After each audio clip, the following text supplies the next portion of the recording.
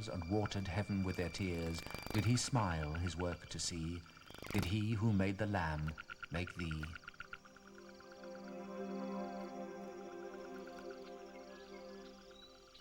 William Blake, the 19th century English poet, was a deeply religious man who felt that God had surpassed himself when he created the tiger. Today we might question his views on evolution, but could anyone argue with his poetic vision? Tiger, tiger, burning bright.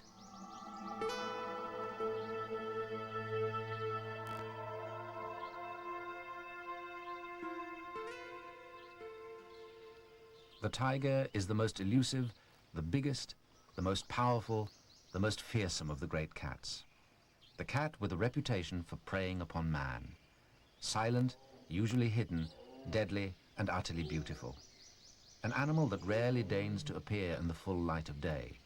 By instinct, a walker in darkness, a hunter in the long shadows of the moon.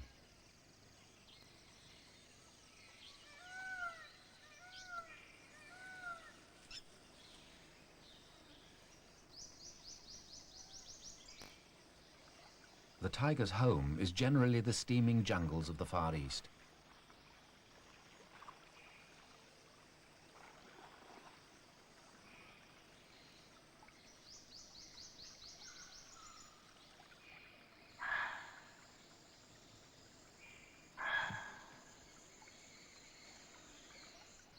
But it has many homes, and once had many more. In some ways, the snows suit its hot temperament better than the tropic heat, as this Russian archive film shows.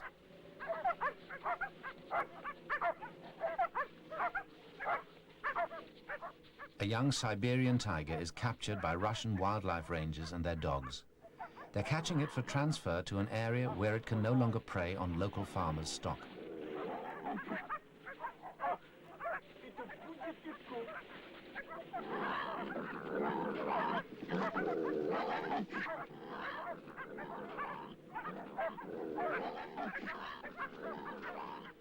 Tigers are quite at home in the frozen north.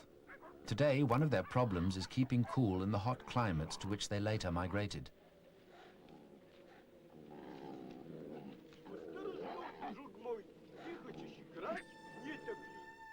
It is thought that tigers originated in the snows of Siberia. From there, they were driven south by ice ages to the Near and Far East. Only 50 years ago, the 6 known races of tiger occupied this area. By 1975, their range had shrunk to this. Indochina held around 2,000. India, the traditional stronghold, was down to 1,800 tigers. The thick forests of Sumatra hid about 800. The lowlands of Nepal, the Terai, contained 200. The Sundarbans of Bangladesh held around 20. There were 12 Javan tigers left. Iran and the Caspian area still continue to produce rumors of tigers, but no definite confirmation that they exist.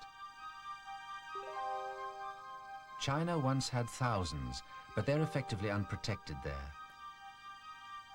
The tiny Balinese tiger is thought to be extinct.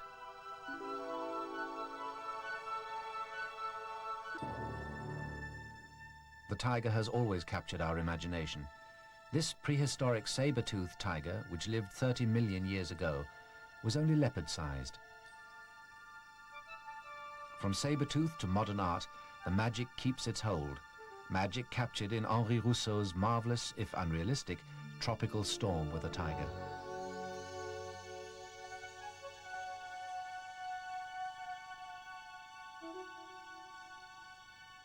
The illustrator of this early book of beasts had obviously never seen a tiger. But the Romans had. This 2,000-year-old mosaic comes from Cyprus. The Mughals invaded India from Mongolia in the 14th century and ruled for 300 years. They loved to hunt tiger. Savage as this scene is, they understood conservation, one emperor even laying down plans for a tiger reserve. A descendant of the Mughals built this life-sized musical tiger, devouring a European. Known as Tipu's tiger, it was the favorite after-dinner entertainment of Tipu Sultan, the ruler of Mysore in southern India. Tipu had a superstitious reverence for the tiger, only exceeded by his loathing for the invading British infidel. The British defeated and killed him at Seringapatam in 1799. It is the savagery of the tiger that fascinates. The Maharaja's victim has been given fangs of a viciousness never seen in nature. In this later painting, the tiger almost dwarfs the elephant. It is said that the main fear of every Briton arriving in India was that he would be eaten by a tiger. The artist was always ready to oblige, even if the picture did not tell the true story.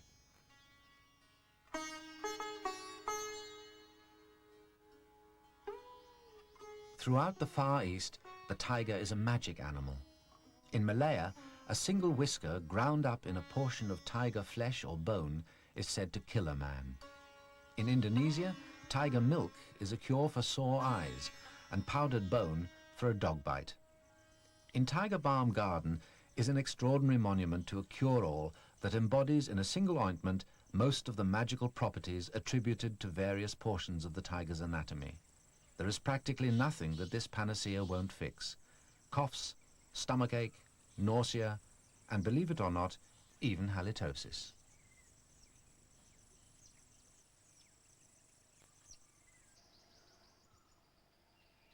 "50 years ago, there were 40,000 tigers in India.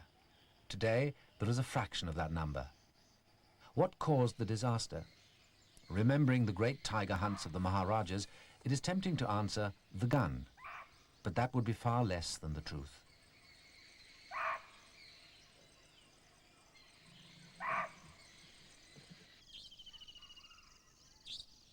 This unique early colour film was shot for his own personal record by Lord Linlithgow, Viceroy of India in the late 30s.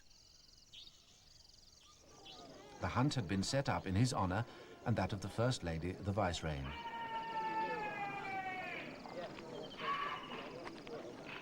The tiger hunt, with all its ceremonial and panoply, was part of the hospitality of that vanished era. Today it may seem strange, looked at through our more conservation-conscious eyes. But to have refused an Eastern prince's invitation to such a hunt would have been a diplomatic insult. And there were still plenty of tigers left to hunt. Under the British, the rules were strict and the bags usually reasonable. Of course, there were excesses. One Maharaja accounted for 1,150 tigers in his lifetime. Among the princes, a big slaughter was often a status symbol.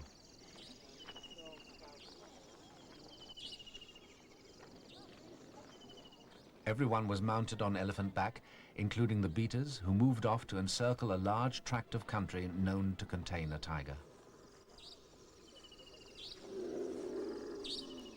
The guns rode in howdahs, basket-like affairs that gave them some protection should a tiger spring, as well as a steady platform from which to fire. The ring was built next. It consisted of a large U-shaped barrier of white cloth, open at the end from which the beaters and tiger would be coming. It may seem surprising the tiger didn't leap over or burst through the cloth, but any wild animal, even a tiger, is scared of the unfamiliar. To it, the cloth is an impenetrable encircling wall. From far off, the beaters are coming. The guns on their elephants wait nervously outside the ring.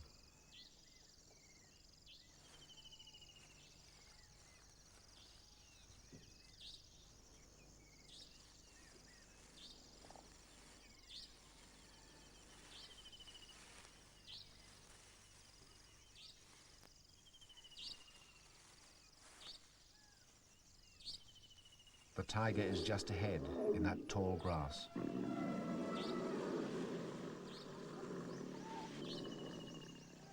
And there it is suddenly clawing at that rear elephant.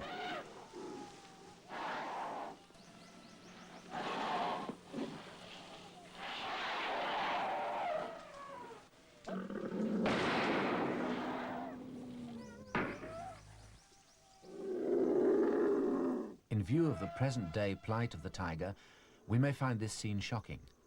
But the tiger hunters of the British Raj knew the value of conservation, if only because they wanted more tigers to hunt. They preserve the most important thing of all, the kind of country in which the tiger lives. Today, former hunting preserves are the main places in which the tiger survives. This, rather than the gun, is the weapon the tiger must fear today. Throughout its range, the forests are coming down and the tiger cannot live without forests. In India, it has almost complete protection from firearms. Alas, the chainsaw is more deadly than the bullet. This is what it kills: tiger country. Country not only for tigers, but for every other large wild animal. And for some small ones too. This rickety tiger cub was found in a field of sugarcane. The mother had given birth and then taken fright at the sound of human voices, leaving the cub to starve. It is symptomatic of the other great pressure that threatens the tiger, the sheer weight of human numbers throughout the Far East. Tigers and people don't mix well. One loses out. Inevitably, it's the tiger. Despite the efforts of rangers and vets, this cub survived only a couple of weeks. So what can be done to give the tiger a chance? The only possible answer is to set some forested areas aside, free from people and safe from the tree feller.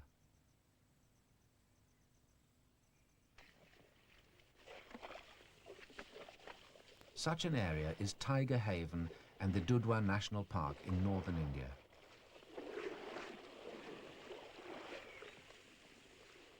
Dudhwa has forest, full protection by the Indian government, and a stock of wild tigers.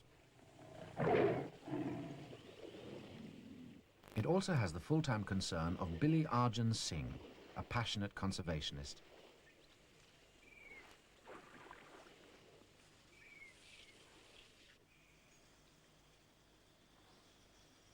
Arjun Singh believes that the time will come when wild stock can be reinforced with tigers bred in captivity, provided the habitat is protected.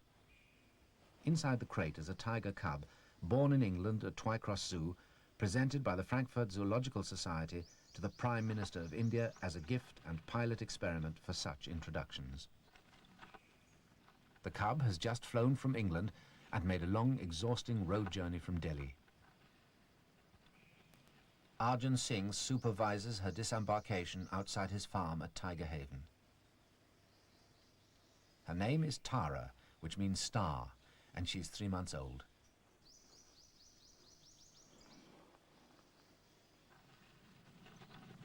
Up to now, she's lived behind bars. From now on, her life will be one of increasing freedom. Arjun Singh is one of India's leading conservationists. He's been honored by the Worldwide Fund for Nature, which subscribed $1 million to India's $5 million Project Tiger, an all-out drive to save the animal in the wild. Project Tiger has subsequently been successful, with more than 4,000 tigers now in India. Arjun Singh has an extraordinary rapport with big cats. Even for him, to teach a zoo-born tiger to go wild is not a light undertaking. But he had already successfully reared and returned 2 leopards to the jungle. It might be a long process, but he felt reasonably confident he could do the same with Tara.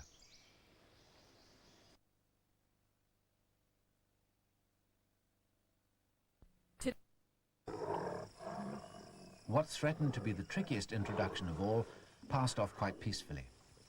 Harriet is one of the leopards that Billy has already taught to live wild, but she often returns to the farm for visits and showed herself quite willing to play with Tara.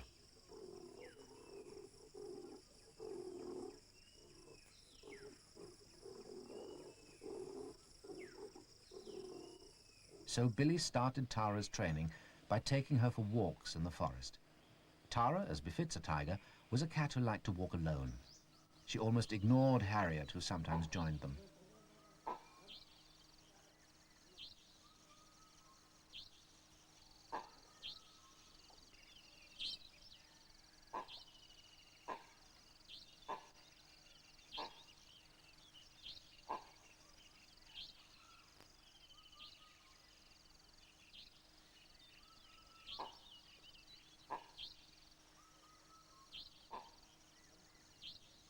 These early walks served a useful purpose, to get Tara used to the sights and sounds of the forest.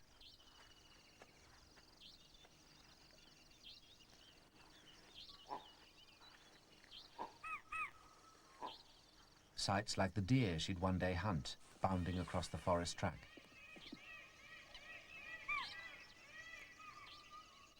After a month, Billy Arjun Singh took her within sight and sound of a large herd of swamp deer to see what she'd make of them.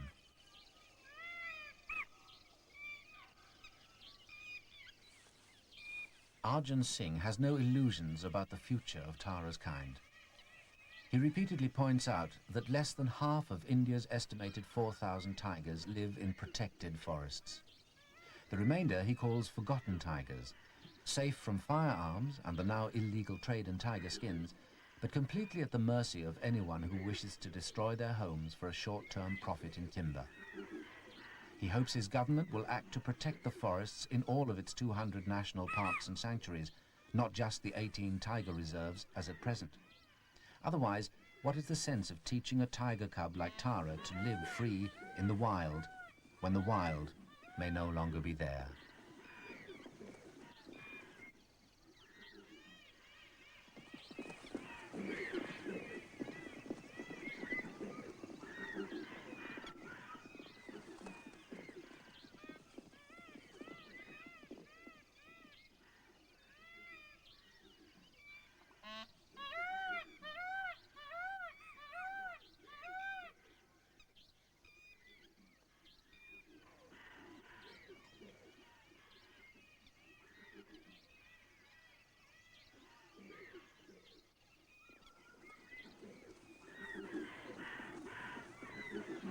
This time the swamp deer escaped. But Tara will grow and learn, and in the safety of Dudwa she will be able to put her skills to good use. What of those other tigers, the forgotten tigers, not only in India, but across the face of the Far East?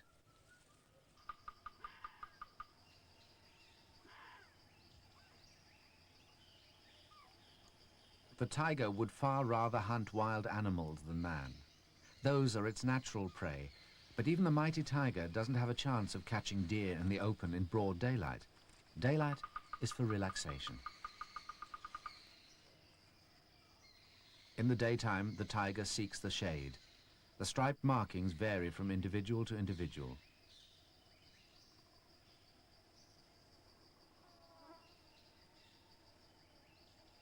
When the ears are turned forward, the white spots become an aggressive signal.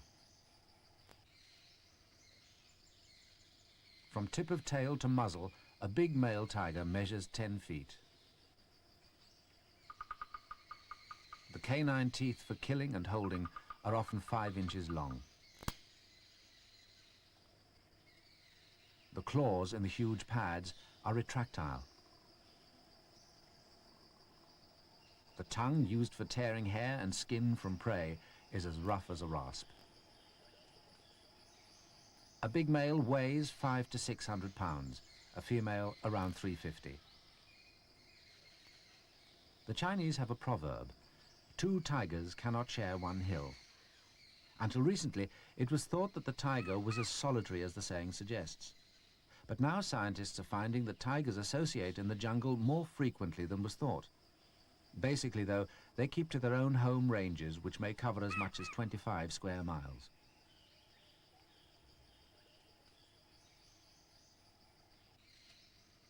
They let each other know they're around by roaring and by scent marking. This tigress is sniffing the scent at the base of a tree.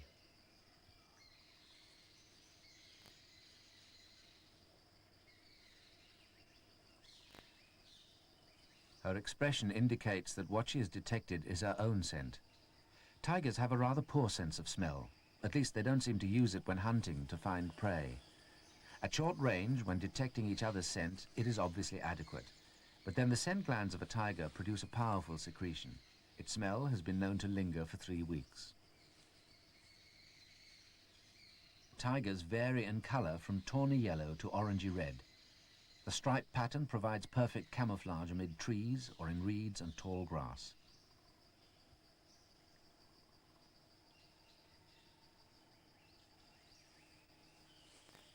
tigers have been known to leap 18 feet into a tree in an attempt to claw a hunter perched in the branches. Normally, though, they're too heavy for tree climbing.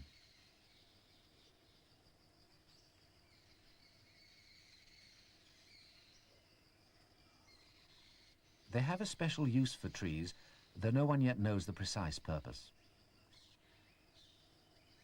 With an action very like a domestic cat, they rake their claws down the trunk. It may be just to clean and sharpen them. Fragments of claws are sometimes found embedded in the bark. But individuals repeatedly use the same tree, so these deep and fearful claw marks may well be another device for marking out their home ranges.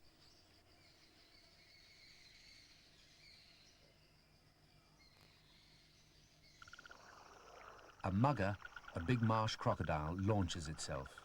A tiger has disturbed it.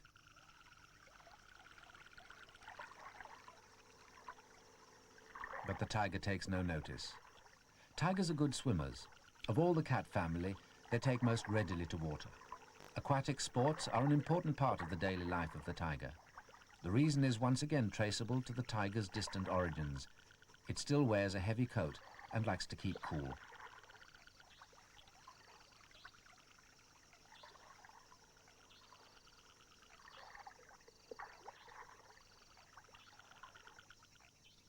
In the Sundarbans, a swampy mangrove area on the coast, the tigers regularly commute between islands, swimming confidently across open water. Once ashore, the tiger does its disappearing trick, stripes hiding it effectively even among green reeds.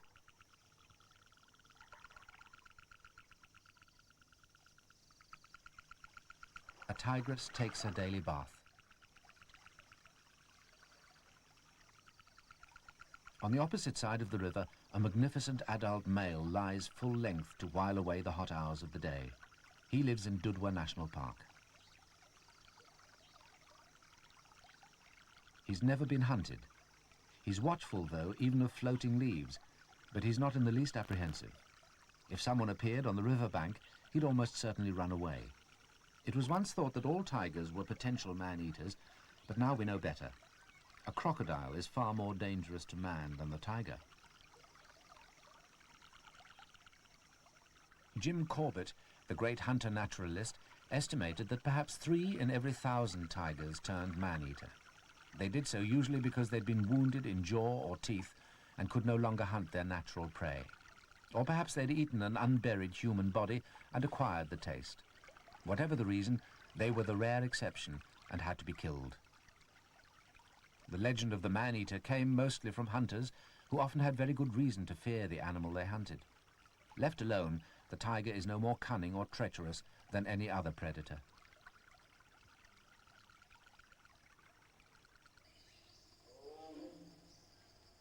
The tiger is mainly a hunter by night, but sometimes at dusk or in the early morning. Its taste in food is surprisingly wide. Birds, frogs, fish, even mollusks. But principally it seeks big meals: buffalo, young rhino, and of course deer.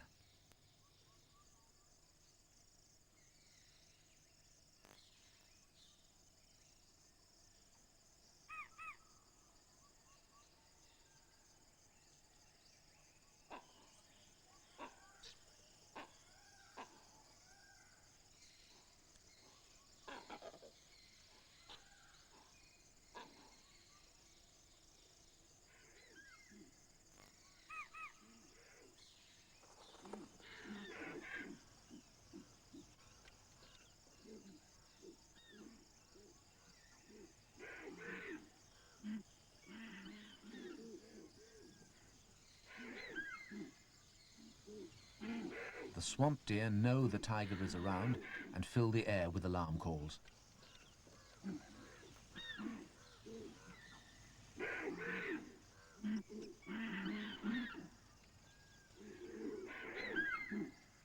This time they escape. They frequently do. The tiger often goes 3 days without making a kill. Though a tiger sometimes eats 100 pounds of meat at a sitting, it will catch what it can. These grey langurs spend a lot of time on the ground and are therefore fair game, if the tiger can grab one.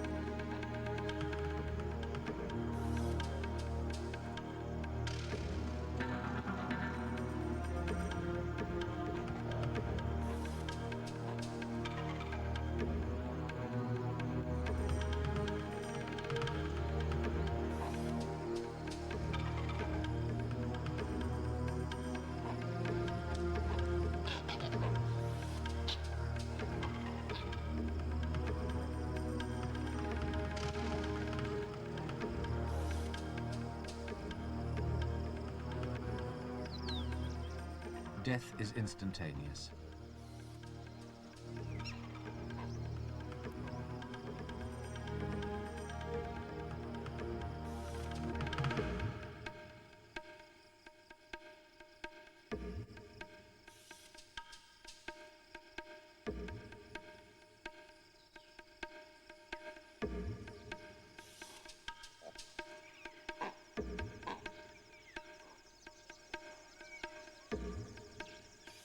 Because tigers are essentially nocturnal, filming them at night calls for intensive preparation and highly specialized camera equipment. Traditionally, hunters build a hide or mashan high in a tree and sit there all night if necessary until the tiger passes below. When the camera team, Dieter Plage and Mike Price, built a mashan to film tiger at night, it was on level terms with the tiger, on the ground, a far more dangerous location.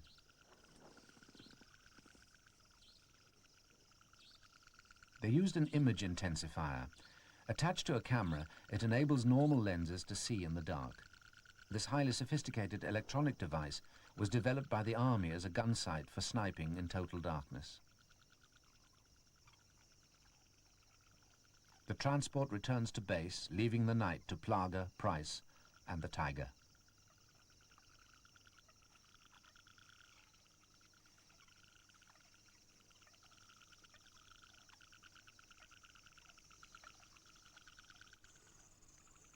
When darkness falls outside, the tension builds up. So do the mosquitoes. The intensifier is switched on to reveal the world of the nighttime jungle. A shape approaches on the far bank. The prehistoric bulk of a great one-horned rhinoceros looms out of the darkness. Perhaps the rhino is cautious because it knows that night is the time when the tiger prowls.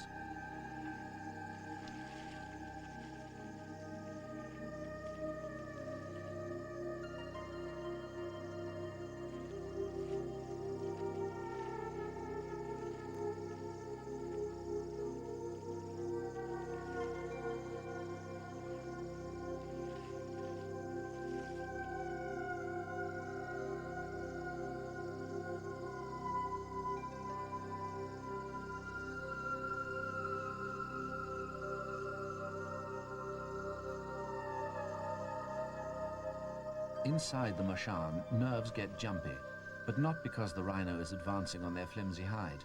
They know the rhino would shy away rather than touch it. Something tells them the tiger is very close, but so intent is their concentration on the rhino that they little know how close.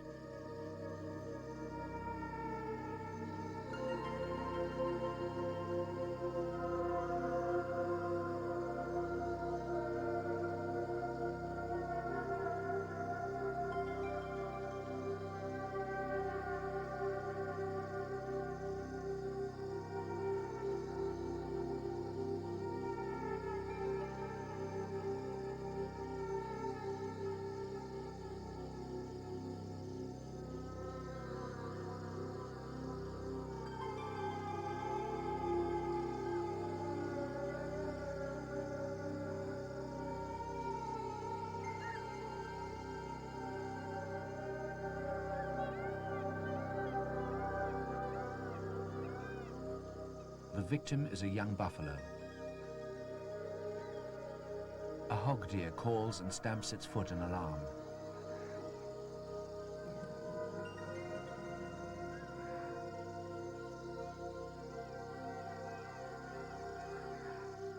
After it is killed, the tiger drags its victim away into the undergrowth to devour it in the darkness of the Indian jungle.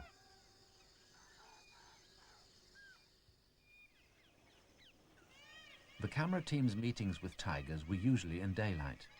They seldom had a closer encounter than the day on which Mike Price climbed to the hide he had set up on a tiger trail in Chitwan National Park. Chitwan is a former royal hunting area which His Majesty, the King of Nepal, has declared a national park. In a short time, its tigers have learnt that they are safe to move around much more freely in daylight. This suggests that tigers everywhere were far less nocturnal before man began to harass them. Price lined up his camera and waited.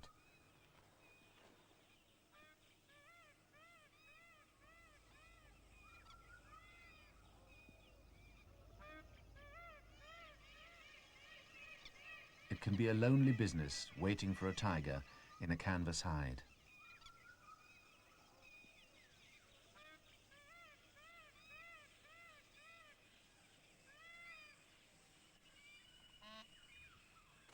Suddenly it appeared out of nowhere.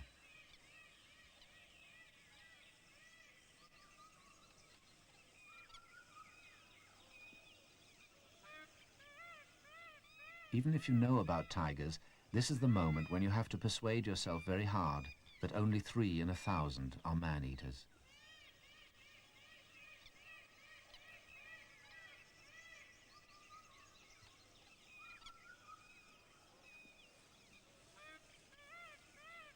The tiger moved up the bank. It was close to the hide. Price took his camera off the tripod and held it by hand. He said afterwards that he was deafened by his own heartbeats. When he looked out of the other slit, the tiger was looking in. The thudding of his heart was even felt by the shaking camera.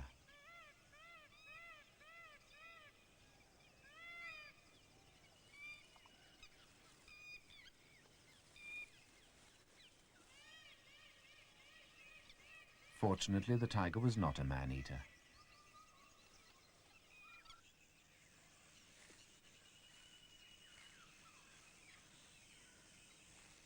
The image of the tiger has been enhanced by work currently being carried out in the Royal Chittagong National Park. A whole new fund of knowledge has sprung from research financed by the Smithsonian Institute of Washington and the Worldwide Fund for Nature. In the pale light following sunrise, long lanes of white cloth are set up, very similar to those used to make the killing ring in the old-style tiger hunts.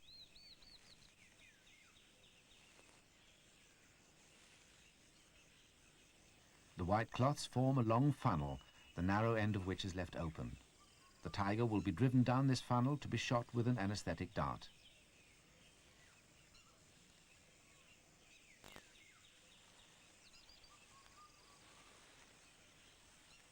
The darter is a Nepalese scientist, Kirti Tamang, who was trained at Michigan State University.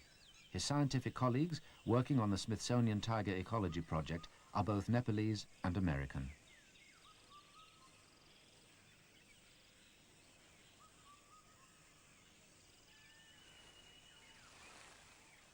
The objective when and if a tiger is darted is to put a radio transmitter around its neck. This will give out a signal that can be tracked wherever it goes. The capture gun is loaded with the anesthetic dart and a low-velocity charge placed behind it.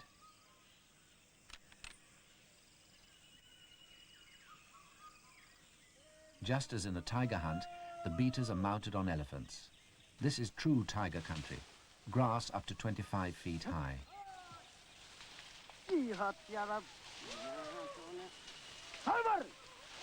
The tiger is some way ahead and not particularly alarmed.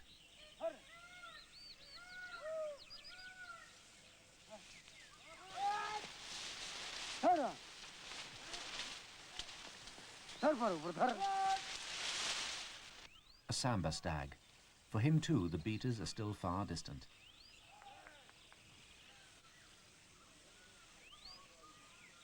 A few minutes later, disturbed animals begin to run.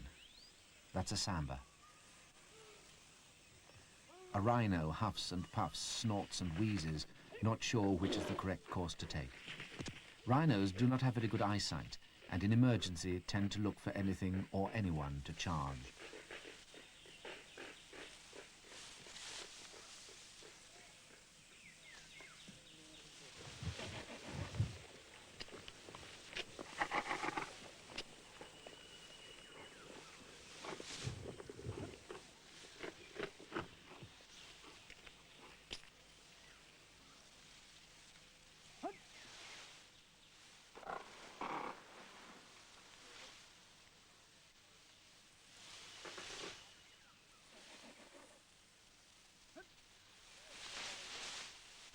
The beating elephants sense that the tiger is just ahead in the thick grass. A mahout urges the lead elephant forward.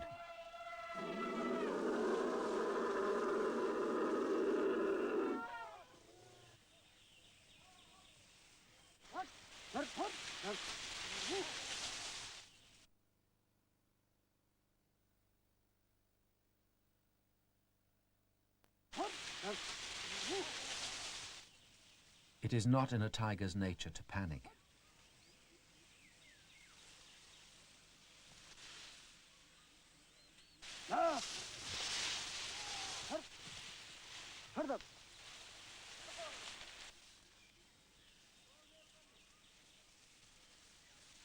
Kurti Tamang has done this often before, but it doesn't stop his palms from sweating. The tiger has reached the open end of the funnel and passes under one of the cameramen.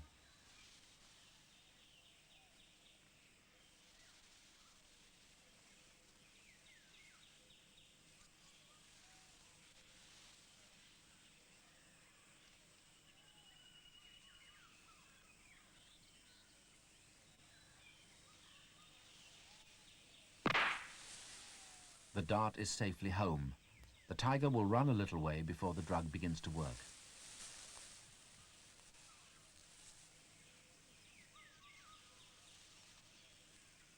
It must be watched closely and followed.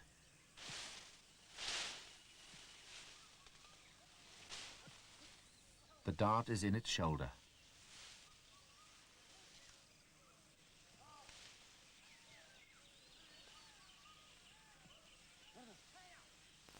The tiger won't get much further.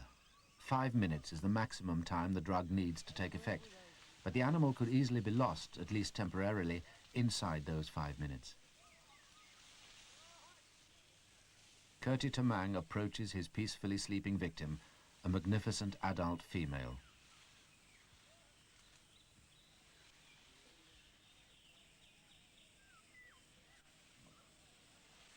She's collapsed on the dart.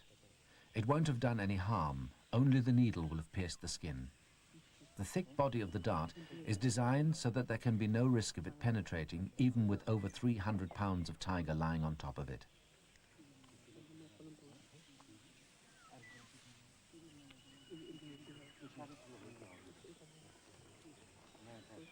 The Smithsonian scientists decided that the only way of learning about tiger movement and behavior in the dense vegetation of the jungle was to track them by radio. The anesthetic dart made this possible without harmful after effects.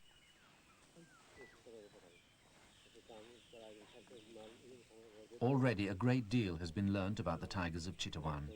The pillow of leaves is to prevent the unconscious tiger from breathing in dust. One thing that has been discovered by radio tracking is that though tigers are essentially loners, they socialize far more at kills than anyone had previously imagined.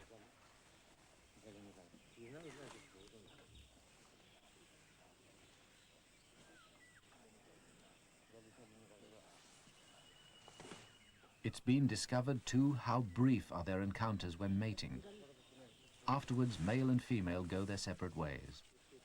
They're certainly not monogamous. The 3 resident males darted at Chitawan mated with any female in season. Adult females were either pregnant or had dependent young all the time. There's a lot of work to be done while the effects of the drug last.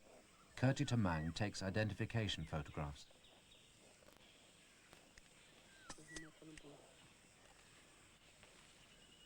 Tigers can often be identified by their pug marks, so the pads are accurately measured and any distinguishing features noted. Canine teeth also.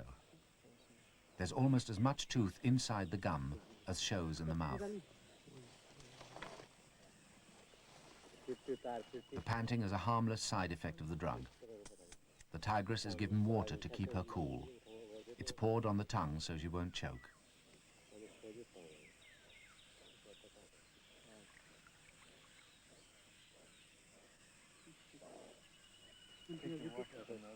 It's time for the radio collar to be fitted. If the collar is not retrieved by later darting, it will fall off of its own accord after 2 years.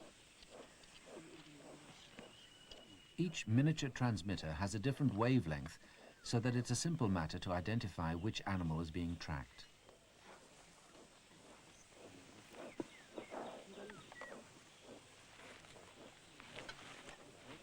A check to ensure that the transmitter is putting out its signal.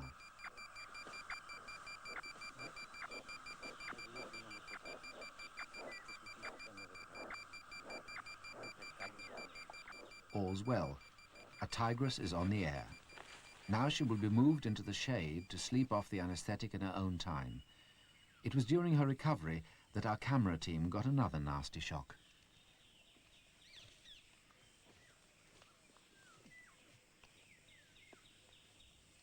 As she was beginning to come round, Mike Price ran out of film and had to climb down to fetch another magazine.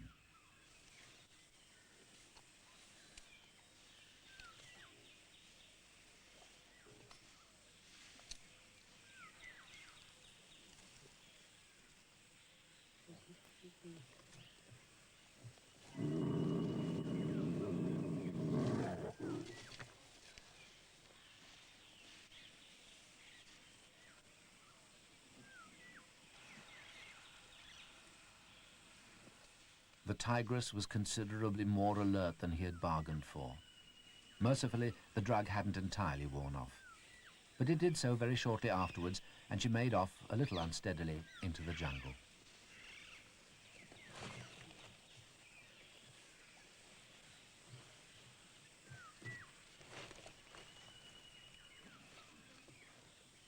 Radio tracking is often done from light aircraft. But in Nepal, another form of transport is more readily available.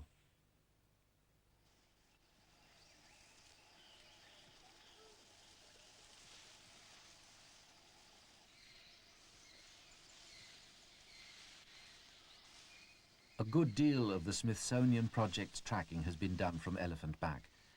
You can't pick up signals from so great a distance as when flying low over the jungle, but an elephant does enable you to get closer to your target and observe items of behavior you could never hope to spot from the air.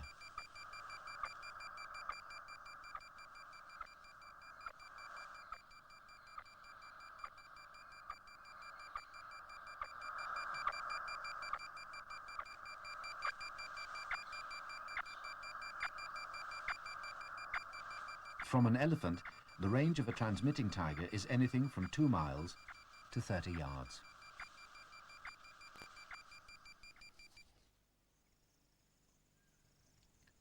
Beneath the snows of the Himalayan peaks, the sun is setting over tiger country.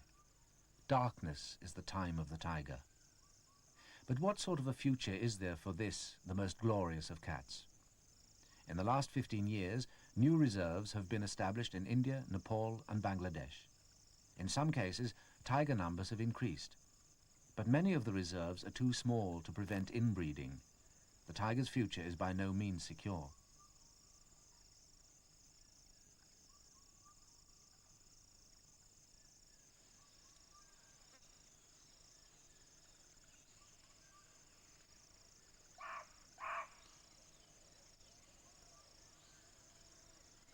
The deer move nervously as the hunter approaches. They will be no better off if they lose their ancient enemy. The land that supports the tiger supports them also. It is tiger country itself that's at stake.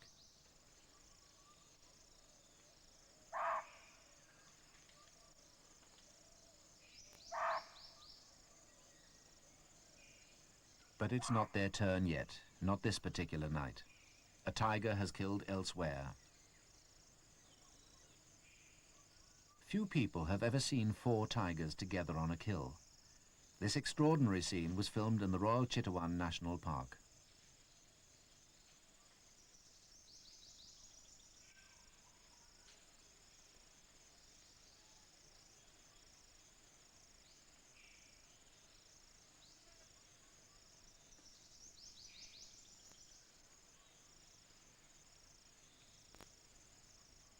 It seems tigers can share a kill without tearing each other to pieces. They're not just sinister solitaries. But knowledge itself may not be enough. Wisdom too will be called for if the tiger is not to dwindle and fade from the jungles of Asia as a whole.